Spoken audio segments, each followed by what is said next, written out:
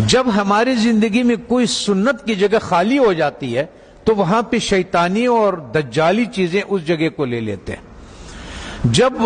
مسلمان امت محمدی صلی اللہ علیہ وسلم نے مسواک سے اپنا گھر کو خالی کر دیا تو اس کی جگہ پہ جتنی بھی ٹوتھ پیسٹ ہے جو برش پہ لگاتے ہیں یہ سب میں وہی فلورائڈ ہے